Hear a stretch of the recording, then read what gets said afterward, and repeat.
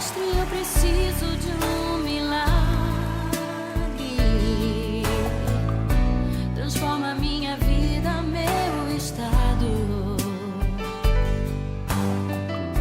Faz tempo que eu não vejo. O nosso palestrante é o senhor Marcos Venâncio de Albuquerque, conhecido como Ceará. Atualmente é jogador do Esporte Clube Internacional, que vai compartilhar conosco o seu depoimento. O atleta Ceará conquistou muitos títulos em sua brilhante carreira, dentre eles destacamos campeão brasileiro 2013 e 2014 pelo Cruzeiro de Minas Gerais, campeão da Copa da França 2009 e 2010 pelo Paris Saint-Germain, campeão mundial de clubes 2006 pelo Esporte Clube Internacional e campeão da Libertadores da América 2006 pelo Esporte Clube Internacional. Vamos então receber com um fraterno abraço e aplauso o nosso palestrante. Muito obrigado. Que bom, boa noite a todos. Eu agradeço realmente ao convite, o Sérgio, que entrou em contato comigo, né, para que eu estivesse aqui nessa noite. E a última vez que eu estive presente foi na Lucas de Oliveira, em 2007, onde eu contei uma parte da minha história, e de lá para cá são mais 10 anos de história, né, que muitas coisas que Deus pôde fazer na minha vida, muitos desafios que aconteceram de lá para cá, desafios, alguns consegui vencê-los, outros, infelizmente, não consegui derrotá-los, mas estou vivo, estou aqui presente nessa noite.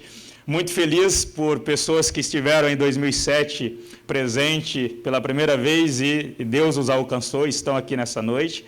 Né? Feliz também de reencontrar a Thaís. Né? A Thaís foi a pessoa que me vendeu o primeiro apartamento em Porto Alegre, a corretora, e através da minha esposa Fernanda nós conseguimos atraí-la para Jesus, e ela, graças a Deus, está na presença de Deus, né? Com seu esposo. Então a gente fica muito feliz por esses milagres que Deus vai fazendo, né? Rever o pastor Tessa, a Martinha e outras pessoas também que aqui estão nessa noite. Sejam todos muito bem-vindos. Eu gostaria de embasar aquilo que eu vou falar nessa noite em dois versículos da Bíblia, dois versículos de citação do apóstolo Paulo em Filipenses 4, no versículo de número 12 e 13, que diz o seguinte: sei o que é passar necessidade e sei o que é ter fartura. Aprendi o segredo de viver contente em toda e qualquer situação. Seja bem alimentado, seja com fome, tendo muito ou passando necessidade. O versículo 13 diz: tudo posso naquele que me fortalece. Eu gostaria de embasar um pouquinho a minha história nesses dois versículos, né, e falar um pouco sobre como nós poderemos, né, manter o equilíbrio, ser equilibrado nas situações diversas, situações boas e situações ruins também que nós vivemos, que não é tão simples, né, nós nos mantermos equilibrados, porque muitas vezes nós somos levados com a situação, pela emoção, pela circunstância, e o futebol, melhor do que qualquer outra profissão, para demonstrar isso, que um dia você é melhor do time, você é uma peça fundamental, e de repente, pouco tempo depois, você não serve mais para nada. Você não é ninguém, é como um copo descartável, né? Que hoje você serve para beber e daqui a pouco você acabou a bebida, você joga o copo fora. E assim, infelizmente, é a profissão que Deus me deu o privilégio, né, de fazer uma carreira aí já de quase 20 anos como profissional, e desde os 13 anos, né, jogando futebol. A única coisa que eu aprendi a fazer mais ou menos foi isso, né? Então, nós vivemos nisso diariamente, né? E antes de prosseguir, eu estava pegando uma estatística, né, de atletas de futebol, né, no nosso país, no Brasil.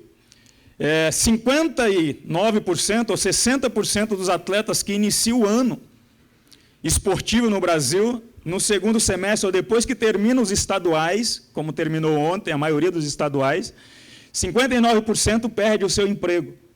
59, somente 41% prossegue com o contrato vigente até o final da temporada. Dura realidade onde o Brasil, as outras profissões, né, na média, está em 12% de perda de desemprego. Então, o futebol eleva essa margem muito além, 60%. E ainda digo mais, que 84% desses atletas ganham somente até R$1.000. Somente até R$1.000 por mês. 84% da classe de futebolistas ganha apenas R$1.000 por mês. 13% desses ganham de R$1.000 a R$5.000 por mês. Ou seja, aí nós estamos 83, nós já estamos a 96%. Então, restam 4% aí, de repente, um pouco melhor ou mais privilegiado dentre essa maioria, né, que, infelizmente, passam por essas situações difíceis. Porque é um sonho de muitos meninos serem jogadores de futebol. Né? A maioria, acho que 99% dos meninos que nascem, o papai dá uma bola. Os presentes são voltados para o futebol. Né? Então, a criança cresce com esse desejo. Aí vê, né, os Messi da vida, os Neymar, os Cristiano da vida, aí, ganhando milhões e milhões, fala assim, eu quero ganhar também. Mas não conhece a realidade dura que é o futebol. Então, esses 4% ainda são divididos em outros percentuais. E a última estatística que saiu, né, só tinha um privilegiado no Brasil, não sabe o nome, né, mas que ganhava realmente uma soma que até eu gostaria um dia, né, de ganhar. Mas Deus, eu estou orando, faz um milagre aí. Né, mas Deus não fez esse milagre. Né? Entendeu? Então, são poucos, como em outras profissões, de repente a que você exerce também tem essas discrepâncias, essas diferenças, né, entre um profissional e outro. Mas só para mostrar para vocês que não é só rosas ou só flores o futebol. Né? Tem essas situações que a maioria vive. E muitos desses meninos, por ter o sonho de jogar futebol, o que eles fazem? Eles pagam. Pagam para alguns clubes, pagam para alguns empresários, pagam para assinar um contrato profissional, só para dizer, não, eu sou profissional de futebol. E às vezes está pagando para jogar. Só para dizer assim, não, eu saí de casa para jogar futebol, então eu não posso voltar para a minha cidade e dizer que eu não alcancei o sonho. Que eu não fui bem sucedido, então eu tenho que voltar pelo menos com a carteirinha de profissional, ou com a minha, né, a minha carteira de trabalho assinada por algum clube. Então essa é a realidade. E por isso que eu agradeço a Deus todos os dias, e todos os dias quando eu levanto, como Jesus diz, tem de bom ânimo, eu procuro levantar animado, porque eu faço parte de uma classe, de uma minoria, da minha profissão, uma minoria. De repente de 1% ou 2%. E por isso que eu tenho o privilégio de agradecer a Deus, de glorificá-lo por tudo que Ele tem feito na minha vida. Mas o futebol, nós sabemos que milhões e milhões de pessoas entendem dele, milhões e milhões de pessoas dão palpite sobre ele, milhões e milhões de pessoas, né, fazem as suas considerações, as suas observações, e nós temos que lidar com isso dia a dia.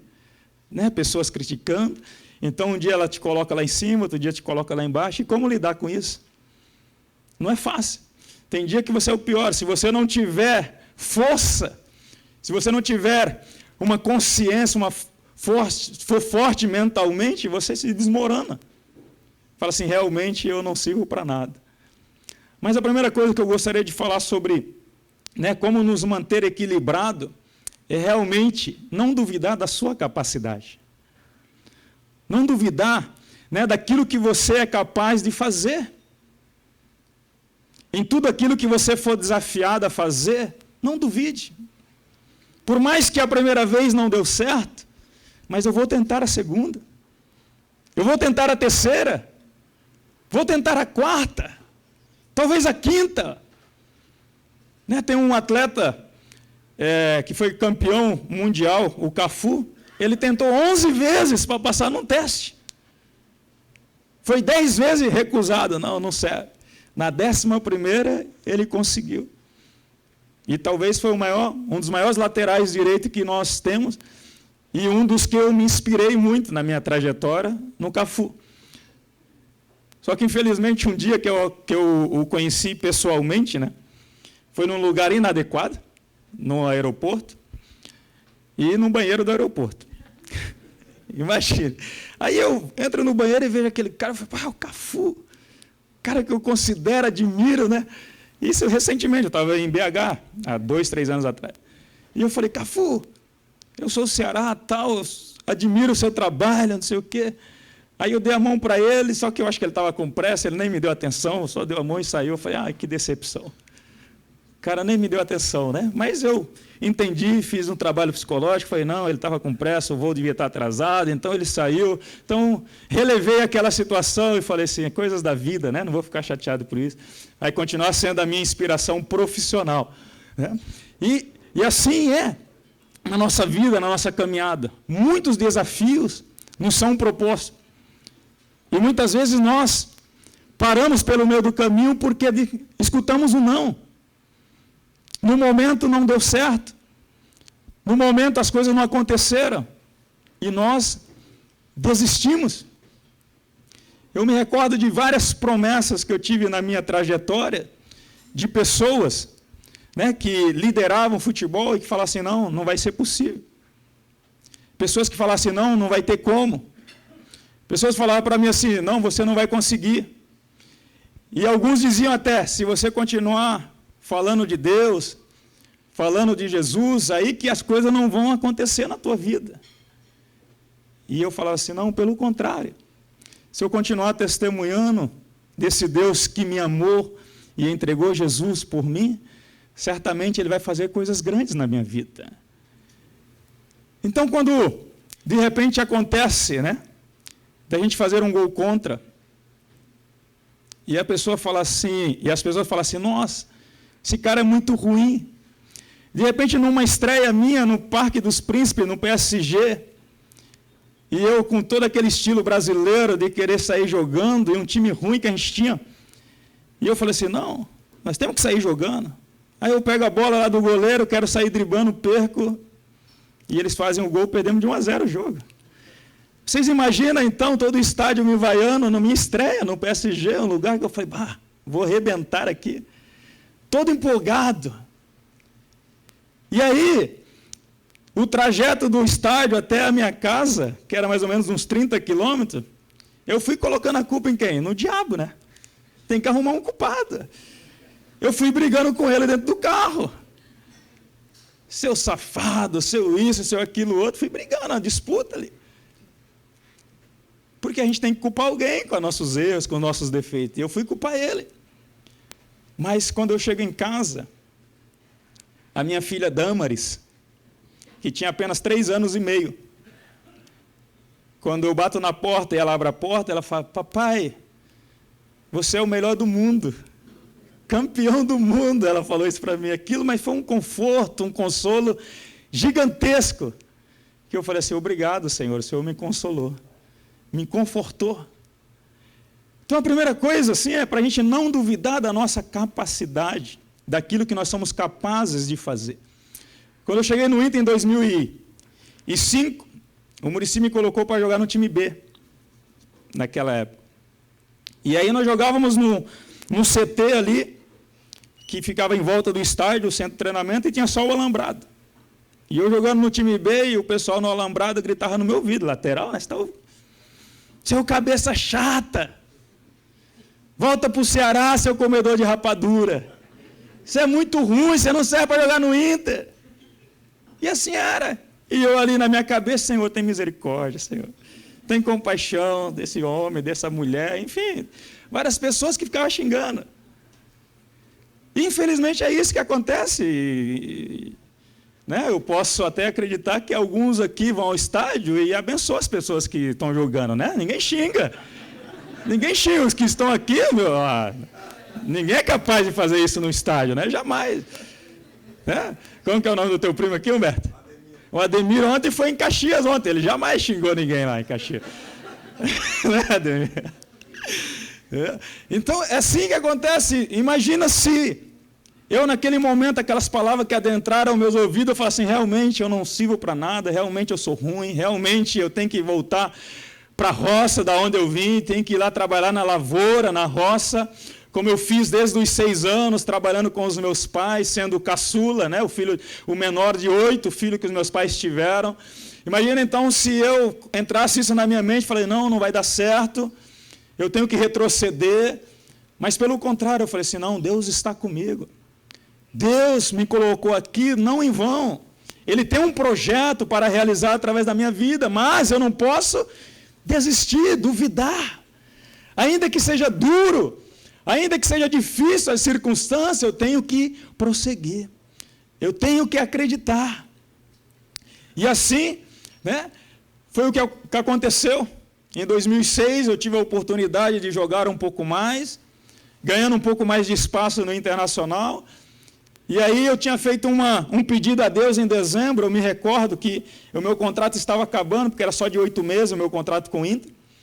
E aí em dezembro, antes de entrar de férias, eu faço uma oração, Deus, eu nunca disputei a Libertadores. E o time se classificou, só que o meu contrato está acabando. E eu falei assim, Deus, permita eu disputar esse torneio pela primeira vez. Uma oração simples que eu fiz para Deus. E então eu fui de férias junto com a minha esposa, a Fernanda, que ontem nós fizemos 14 anos e 5 meses de casados. Hoje, 14 anos, 5 meses e 1 dia que estamos casados, eu e a Fernanda. Né? A Fernanda, eu falava para a Martinha aqui, né? Ela resolveu agora cantar agora, né?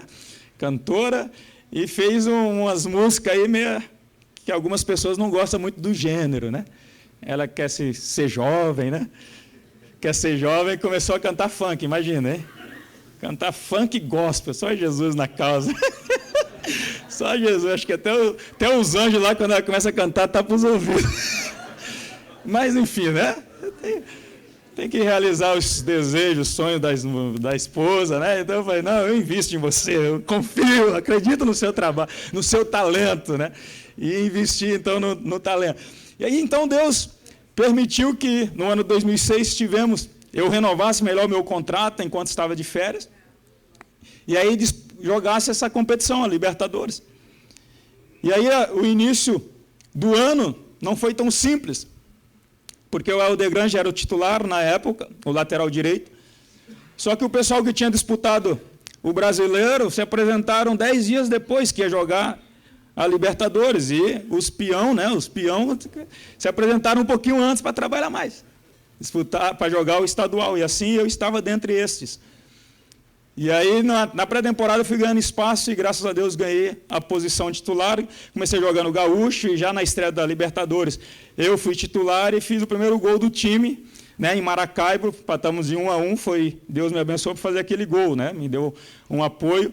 E eu vendo o lance, né, do gol, falei assim, rapaz, foi uma bênção de Deus, porque 2 caras pularam na frente da bola e ela deu só uma levantadinha e foi no canto. Eu falei, só Deus mesmo fazer isso, né? Então, consegui fazer o primeiro gol do time na Libertadores. E ali, depois da primeira fase, a torcida pediu a saída do Ceará, porque perdemos a final do Gaúcho para o rival. Então, o Ceará já não prestava mais, então tirou o Ceará e colocou o Helder de novo. Aí o Helder jogou as oitavas, as quartas, e nas semifinais ele começou a sentir uma dor na panturrilha. E essa dor na panturrilha não passava, fez exames e nada, não constatava nada, mas ele continuava sentindo.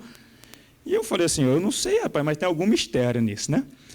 E aí nós fomos para o Paraguai jogar contra o Libertad, era semifinal, e o Helder foi e falou, não, vai jogar. Chegou no dia do jogo, o Abel falou assim, o Helder não tem condições, é você que vai jogar. Eu, ixi, rapaz. Aí começou a suar, igual está suando aqui, assim, ó. Começou um suador, falei, ô Jesus, que negócio é esse? Mas eu falei, enfim, né, estou aqui, tem que ir para a batalha. Aí fui para a batalha, empatamos 0-0 lá o jogo, depois voltamos, o Helder não ficou pronto ainda, eu joguei a volta também, a semifinal, fomos para a final. E o Helder viajando com a gente, não, eu vou jogar, estou melhorando e tal, mas chegou em São Paulo, era contra São Paulo a final, ele impossibilitado. E o Ceará vai lá de novo jogar. Joguei em São Paulo e jogamos o retorno. Só que antes de jogar o jogo de volta, eu tive um sonho. E um sonho que eu estava num carro de bombeiro, e no carro de bombeiro eu estava levantando um troféu, comemorando, todo mundo feliz. Eu falei, oh Deus, nós vamos ser campeão. E aí nós fomos campeões da Libertadores, mas o sonho não se concretizou. Eu fiquei triste, fui campeão, mas falei, mas Deus, o sonho de levantar o troféu, de comemorar o título, não teve, terminou quase meia-noite o jogo, então não teve como. Mas enfim, o tempo passou e fomos para o Mundial de Clubes. E antes do Mundial de Clubes me aparece uma hérnia inguinal. E estava me impossibilitando de jogar, de correr, e no Brasileiro eu fiquei de alguns jogos fora por causa dessa hérnia inguinal. E estava me incomodando muito. E eu tive uma reunião com o Abel e o médico. E o médico falou assim, você operar, você fica fora do Mundial. E eu falei, Jesus, e agora, né? Mas se você continuar, só vai piorando, até o momento que tiver que operar. E eu falei assim, então eu quero continuar. Vou estar orando, crendo, se for da vontade de Deus eu viajo, se não for, paciência. E continuei nessa fé e viajamos para o Mundial ainda com dores. E no segundo treino, que nós estávamos no Japão, foi algo instantâneo. Eu comecei a correr e parece que foi algo instantâneo, né? Não sentia mais dor e comecei a correr naturalmente, sem dor nenhuma. E eu tomei posse da cura daquela hérnia, porque eu não precisei ser operado, e até hoje, graças a Deus, nada me acontece. Então, eu tomei posse daquela cura. E aí, nós fomos, então, para o primeiro jogo, né, onde nós começamos ganhando de 1-0, depois empatou 1-1, e lá, eu vou lá bater o escanteio e faz o segundo gol. E ganhamos de 2-1, fomos para a final. Olha que coisa maravilhosa, né? Final do Mundial. Saindo lá da roça, agora no Japão, para o Mundial de Clubes. Eu falei, só Jesus para fazer essas coisas. Só que a notícia que saiu, que nós vimos a outra semifinal, e o Barcelona ganhou de 4-0, dando um espetáculo, show, a gente ganhou com um sofrido, aquele sofrimento. Meu Deus. Contra o Barcelona, a final. E ainda falaram assim, você vai ter que marcar o Ronaldinho Gaúcho. Eu falei, Jesus, agora que a suvaqueira escorre, agora, sai todo o líquido agora. Já tinha o tal do fuso horário, que estava difícil de dormir ainda, sabendo que ia marcar o Ronaldinho. Eu falei, eu não durmo. Vai ser 3 dias sem dormir. Mas e aí? Está na chuva, tem que se molhar. Não tem como falar, não dá para ir. Vamos. E aí o único recurso que eu tinha era pedir auxílio de Deus. Eu falei, Deus, tem misericórdia, né? Tem misericórdia de mim. Não deixa o cearense ser envergonhado. Não me deixe ser envergonhado. E aí me veio, em uma das meditações que eu fazia ali, eu e o Rubens Cardoso, que dividíamos o quarto no hotel, foi em Provérbios, capítulo 21, versículo 31, que diz o seguinte, o cavalo se prepara para a batalha, mas a vitória vem do Senhor. E na minha humilde interpretação, eu falei assim, eu não sou um cavalo, né? Mas eu sou um trabalhador, que estou me preparando para essa batalha. E ali, então, eu entendi que eu estava preparado para a batalha. Eu estava treinando, estava ali dando o meu melhor, me esforçando, e eu comecei a crer que o Senhor ia nos dar aquela vitória, que a vitória vinha do Senhor. Então, eu comecei a acreditar, a orar, eu e o Rubens oramos bastante, porque ele também tinha outra coisa do lado esquerdo lá, o Giuli também, que não era nada fácil, um menino que corria muito. Enfim, fomos para essa batalha, sem dormir, dormindo muito pouco, dormindo mal, dor no estômago, né? Porque todas essas coisas acontecem antes de uma final, e fomos para a batalha. E aí a batalha, né, a maioria conhece, né, o desenrolar dessa batalha, e as instruções foi, né, do treinador, reveza, cada um dá uma vez no tornozelo dele, vai revezando, para a gente tirar ele de campo. O Ceará dá um, o Medinho dá outro, o Wellington Monteiro dá outro, e assim a gente vai tirando. E uma das coisas que o adversário pediu é não me machuquem, pode fazer qualquer coisa, mas não me machuque. Ele até foi gentil, o Ronaldinho, né? Mas eu confesso dos bastidores que era um cara bem cheiroso, ele acho que devia passar um perfume antes do jogo, que eu chegava, tirava o cangote dele, eu falei, que cara cheiroso, né? Às vezes eu nem tomo banho antes do jogo para sentir aquele cheiro, os atacantes, ele estava cheiroso até demais. Mas, enfim, né, essa batalha foi uma das batalhas certamente mais difícil, mais dura, né, que eu tive o privilégio de participar. Mas Deus nos abençoou de tal forma, porque nós tínhamos, eu na direita, o Índio, né, o Fabiano Heller e o Rubens, e o Clemer também, então o Edinho, o Wellington Monteiro, ou seja, sistema defensivo, todos estavam de joelho na presença de Deus, todos tinham aceitado o senhorio de Deus nas suas vidas, e todos estavam buscando a Deus para que Deus nos ajudasse a dar o nosso melhor e realmente fazer história, fazer algo que muitas pessoas não acreditavam. E Deus, pela sua misericórdia, nos auxiliou, nos ajudou, né? E quem acompanhou sabe o quanto difícil foi. O meu pai até falou depois numa entrevista, falou assim, achei que meu filho ia tomar uma surra de Ronaldinho, né? Meu pai nem ele acreditava em mim. Mas Deus acredita na gente, né? Mesmo quando nossos pais não acreditam, Deus acredita. Enfim, nós conseguimos esse feito inédito de ser campeão mundial. É algo que poucos acreditavam. E Deus nos deu esse privilégio de conseguir. E aí, quando nós voltamos para o Brasil, ainda descemos em Canoas, aí Deus falou assim, ó, o sonho se realizando. Desde Canoas até o Beira-Rio, no carro de bombeiro, as pessoas emocionadas, chorando, gritando, um mar vermelho e branco nas ruas, parecia que você tinha dado 5 milhões para cada um, né? Eles estavam felizes da vida. Mas o sonho se realizando, porque Deus sempre tem algo maior para nós. Olha que tremendo! Às vezes nossa visão ela atinge um curto espaço, e Deus vê mais além, Deus vê mais na frente. Aí nós entendemos que quando nós confiamos no Senhor, Ele sempre tem algo melhor para nós. Ele sempre tem algo para nos surpreender. E foi ali a surpresa de Deus na minha vida. Quando nós realmente acreditamos nele.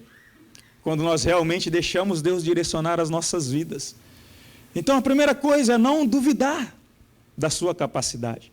Não duvidar daquilo que Deus te deu. O dom de viver e a capacitação, né, de sabedoria, de inteligência, de discernimento, de fazer da melhor maneira possível aquilo que você faz. Não duvidar é não ter medo das concorrências. E pela misericórdia de Deus eu superei essa concorrência e consegui ficar na história do clube por esse fato inédito que aconteceu. E a segunda coisa, né, para nós nos mantermos equilibrados nas situações diversas, é as pessoas que nos amam. E normalmente é a família que mais nos ama, que mais nós nos sentimos bem. Ou seja, valorizar as pessoas que nos amam, porque elas sempre vão estar lá conosco nesses momentos adversos. No momento que as pessoas duvidam de nós, essas pessoas que nos amam vão estar lá para nos encorajar. E eu me lembro que quando eu conheci a Fernanda, numa terça-feira, dia 7 de maio, num culto de oração, né, lá em Ribeirão Preto, eu orava para Deus me conceder uma esposa, e então nós nos conhecemos, depois de um culto de oração, e 7 meses depois nós nos casamos. Então foi rápido, dia 7 nós nos conhecemos de maio, dia 12, dia dos namorados, nós noivamos, né, e mais 6 meses depois nós nos casamos. E nós nos casamos sem ter realmente aonde morar, sem ter, né, uma casa mobiliada. E eu me recordo que eu tive que comprar o armário ou alguns móveis da minha casa num jornal de usados em São Paulo chamado Primeira Mão. Então eu ia lá, folheava, e então eu lembro que um armário que eu comprei, eu tive que ir na casa da pessoa desmontar o armário e levar para o apartamento de um dormitório que um irmão da igreja nos alugou por R$300 na época. Então você lembra essa pessoa que está contigo ali nesses momentos, pessoas que te amam realmente. E aí o primeiro lugar que nós moramos juntos foi em Curitiba, quando eu fui jogar no Curitiba em 2003. E aí eu lembro que os atletas iam comer na Pizza Hut, né, R$40, R$50, e eu ia na R$9,90 com a minha esposa, porque eu não tinha condições de acompanhar os Gaviões. Então eu falava, não, aqui a nossa realidade é essa. E aí os atletas iam, né, para o treino com os carros bonitos, e eu ia com o meu Fiesta, branquinho, 98, sem ar-condicionado, sem direção hidráulica, sem vidro elétrico. E aí eu chegava lá para dar uma disfarçada, eu apertava o dedo assim e ficava assim, ó, dizendo que era elétrico, apertava e ficava assim. Entendeu? Então, valorizar as pessoas que estão nesses momentos conosco. Não, eu me lembro que porque nossos pais moram em Ribeirão Preto, e eu lembro quando nós íamos para Ribeirão Preto de Fiesta 1.0, e a minha esposa grávida da Damaris, ela lá com as malas no carro, com as perninhas para cima, e lá com o barrigão no Fiestinha, que chegava na subida de São Paulo, a gente quase não andava, né? E estamos juntos nessa. Estamos juntos no momento difícil também. Então são essas pessoas que nós devemos valorizar. Independente da circunstância, né? Independente das diversas situações que acontecem em nossas vidas. Eu vi outro dia, né, uma declaração do Oscar Schmidt, que foi o maior jogador de basquete, né, da nossa história aqui brasileira. E ele estava no Hall da Fama, discursando nos Estados Unidos. E ele, então, para terminar o seu discurso, ele falou assim: eu quero agradecer a Deus, em primeiro lugar, terminar agradecendo a Deus, porque Deus me tornou uma pessoa humilde. Deus me fez alguém trabalhador e lutador. E por último, eu quero agradecer a minha família. Em especial a minha esposa, que quando eu tinha 17 anos, dizendo ele, eu fiquei 1 ano sem jogar machucado. E quando eu estava voltando a jogar, eu ia para a quadra e ficava arremessando sozinho. E certo dia ele falou assim: nossa, aquilo ficou cansativo. Aí eu falei para minha namorada, que ela é namorada ainda: você poderia ir comigo, pelo menos a gente conversa lá no ginásio, né, bate um papo. E ela aceitou o desafio. Só que eu queria ela lá, segundo ele, né, para que ela pegasse a bola para mim. E aí ele jogava, errava, ela ia lá, pegava a bola e trazia para ele. Falou: o primeiro dia, legal. O segundo dia, ela já estava meio cansada, mas ela ficou comigo. 1 semana direto. E segundo ele falou, no 10º dia eu falei assim: não, eu tenho que casar com essa mulher, né? Eu tenho que casar com ela, ela vem aqui todo dia. Então eles se casaram. E no dia da declaração eles estavam há 38 anos juntos. E ele dizia publicamente: eu estou aqui, conquistei tudo que eu conquistei, graças a essa mulher que aí está. Ou seja, ele agradecia a sua esposa por estar com ele desde os 17 anos, ali no momento difícil, e de estar com ele até aquele momento. E é isso que nós temos que ter, esse discernimento, esse entendimento, né? De agradecer a nossa família que está conosco todos os dias, que está nos apoiando nos momentos difíceis, nos momentos bons, que está conosco ali, nos auxiliando, nos encorajando, nos fortalecendo, que diz a verdade muitas vezes para nós, né? As pessoas aplaudem lá fora, mas chegam em casa e falam: você não está com essa bola toda não, né? Baixa a bola aí, tu não é tudo isso não, hein? Tem pessoas que dizem a verdade para nós, que é importante nós realmente ter esse equilíbrio, colocar os pezinhos no chão, sair do salto alto e falar assim: não, realmente, né? Essa é a realidade, essa é a nossa realidade.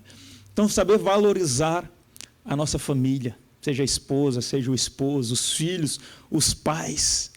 Valorizar os pais, valorizar as pessoas que estão diariamente conosco, que conhecem realmente quem nós somos. Porque fora nós podemos colocar uma máscara e ser alguém que anda bem vestido, que anda cheiroso, mas em casa as pessoas veem a nossa realidade. Quem nós somos, que somos normais, comuns. Somos iguais, fazemos tudo igual aos outros. Não há distinção, não há diferença.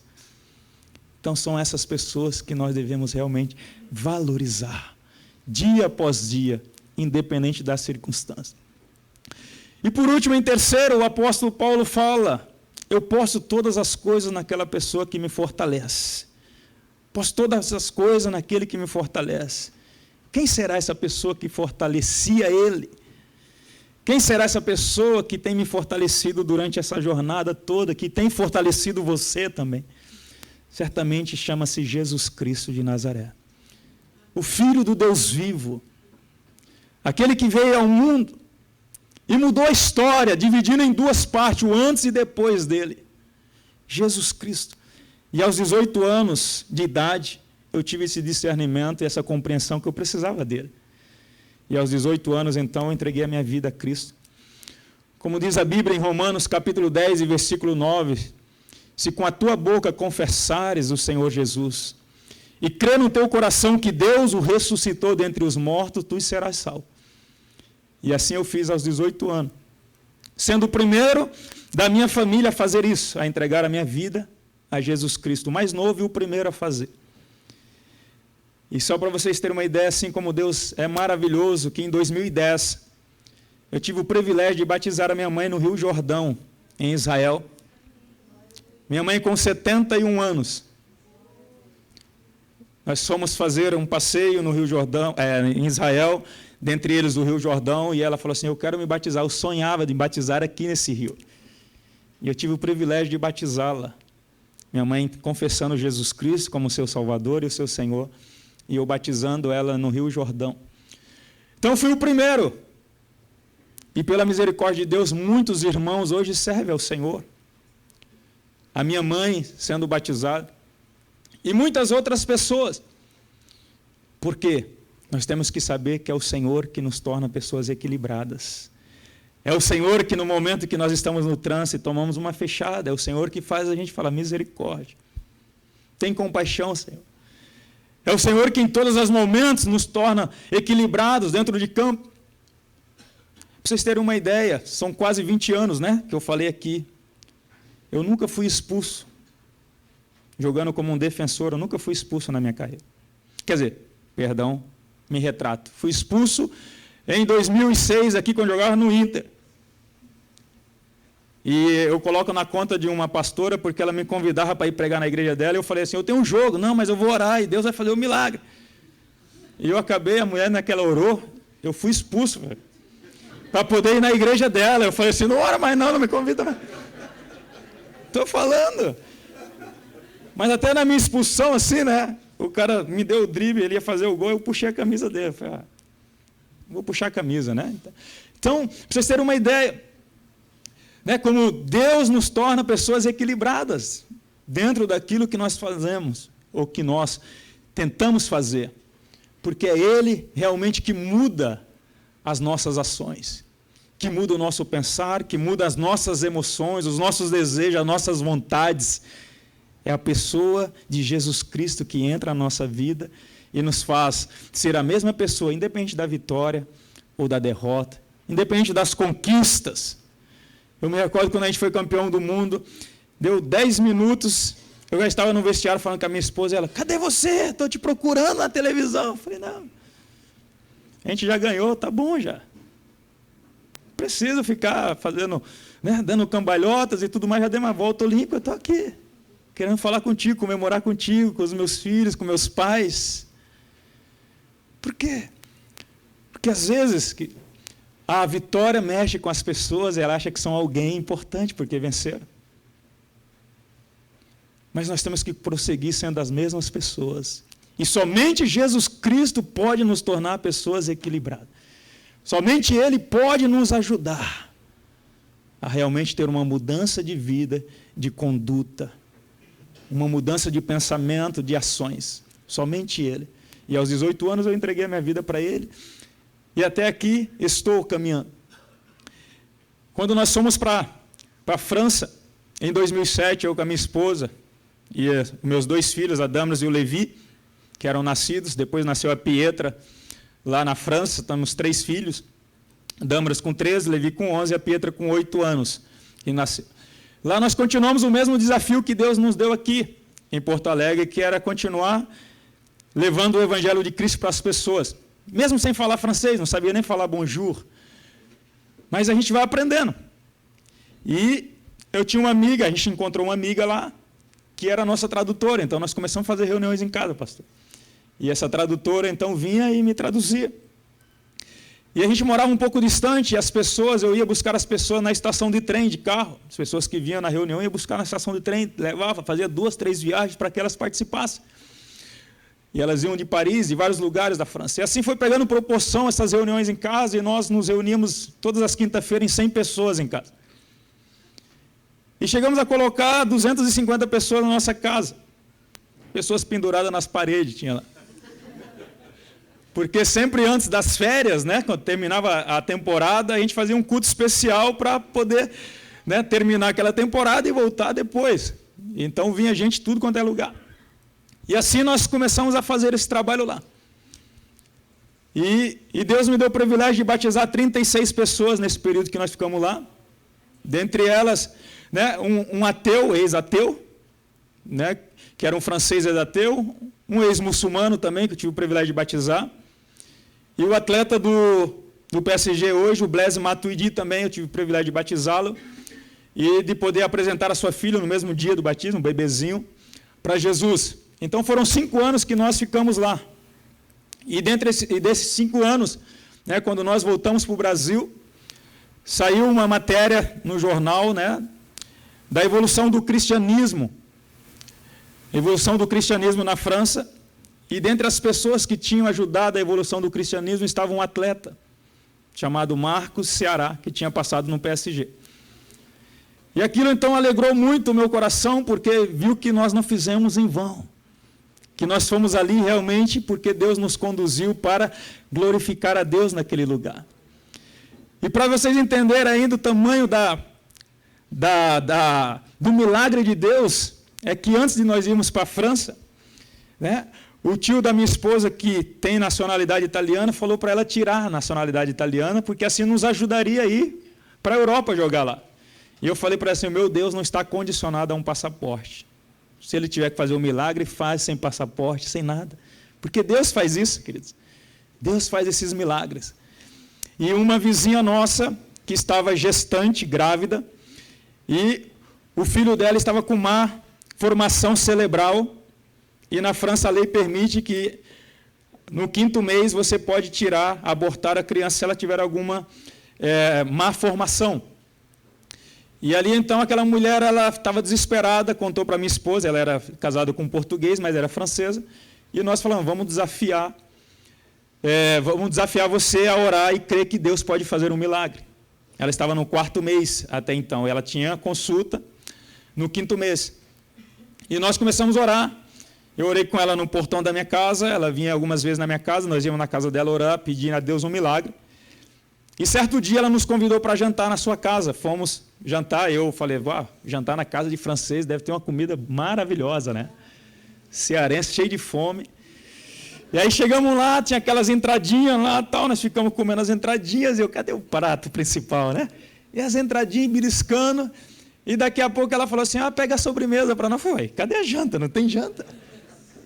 Foi com fome, né? Mas o melhor estava por vir. O melhor foi o laudo que ela nos mostrou, dizendo que o filho dela estava perfeito. Que Deus tinha feito um milagre.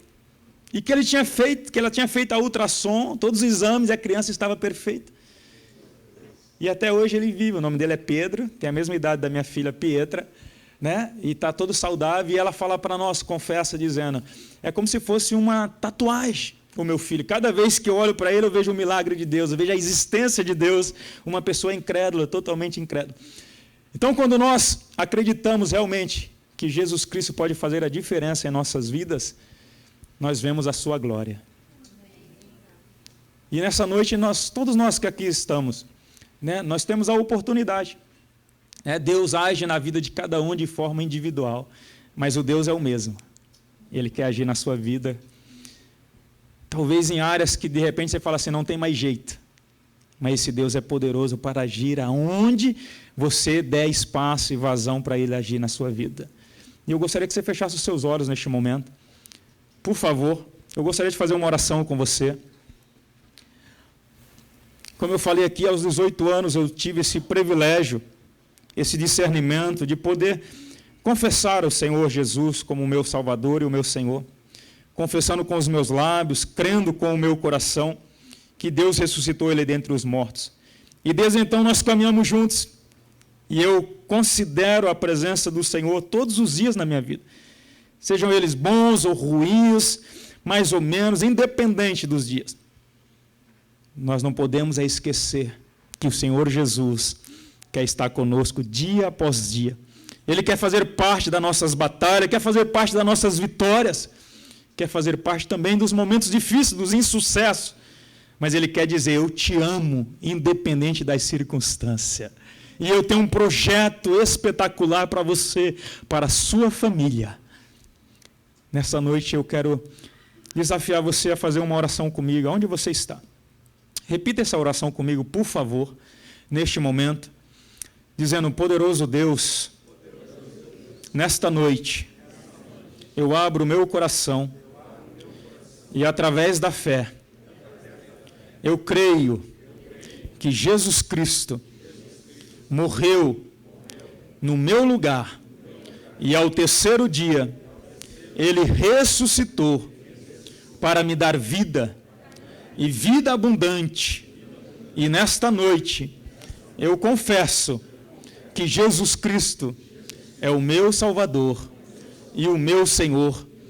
Eu entrego a minha vida nas Tuas mãos, Senhor, e peço que o Senhor direcione todos os dias, em nome de Jesus. Amém. Eu gostaria de saber quem fez pela primeira vez essa oração, de repente nunca fez uma oração semelhante. Só levantasse assim a mão pela primeira vez, 2 pessoas aqui, mais alguém que fez pela primeira vez. Nós temos um livrinho para você que vai realmente dar algumas instruções, né? O pós-confissão, o pós-oração, né, Humberto?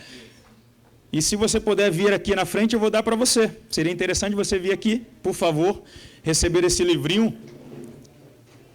Né? Permaneça aqui na frente, por favor. Você que recebeu o livrinho, permaneça aqui, por favor, na frente. Nós vamos fazer mais uma oração por vocês que receberam o livrinho. Permanecer aqui com a gente. Tem mais alguém que vai receber o livrinho pela primeira vez? Por favor. De nada. Se tiver mais alguém, não se constranja, por favor. Pode vir aqui um livrinho para você. Tá de boa, né? Tem mais um ali. De nada. Por favor, pastor, passa para ele aí, por favor. Pode permanecer aqui, meu irmão, por favor, querido. Vamos estar orando por vocês, né, que estão aqui pela primeira vez, estão nos visitando e que nessa noite também fizeram essa oração, né, confessando que Jesus Cristo é o Salvador da vida de vocês. Certamente o nome de cada um de vocês, que Deus conhece muito bem a história, a trajetória de vocês, está inscrito num livro da vida, um testamento que jamais sairá de lá, né? E o Senhor Jesus garante a eternidade para vocês. Então, nesse momento, eu gostaria de orar por vocês, e os que não vieram, se puder estender as mãos para eles, né? Os abençoando também nesta noite. Se vocês puderem fechar os olhos. Pai, eu quero te agradecer por cada uma dessas vidas que aqui estão na frente, que confessaram o senhorio de Cristo em suas vidas nesta noite. O primeiro passo que elas deram através da fé, Senhor. Peço que o Teu Espírito Santo entre no coração de cada uma delas, selando, Senhor, como penhor da garantia de eternidade, Pai. Que o Teu Espírito possa conduzi-las diariamente, independente das circunstâncias, das situações, que o Senhor esteja fortalecendo, dando ânimo, encorajando elas a prosseguirem buscando a Tua presença, Senhor. Que o nome delas seja escrito no livro da vida e que dali jamais saia, e que o Senhor possa reservar um lugar para eles no céu, na eternidade, em nome de Jesus, abençoando-os, abençoando as suas famílias e tudo que elas fizerem, em nome de Jesus que oramos. Amém. Podemos aplaudir a Deus pelas suas vidas aqui na frente, em nome de Jesus. Que Deus abençoe vocês, tá? Podem vos assentar, por favor, que Deus vos abençoe, em nome de Jesus. Eu quero finalizar aqui a minha participação, agradecendo mais uma vez, Humberto, pelo convite. Que Deus abençoe vocês, abençoe os outros jantares que terão, e se puder me convidar para o outro, eu estarei presente. Tá? Que Deus abençoe todos vocês, muito obrigado, tenham uma boa noite, em nome de Jesus.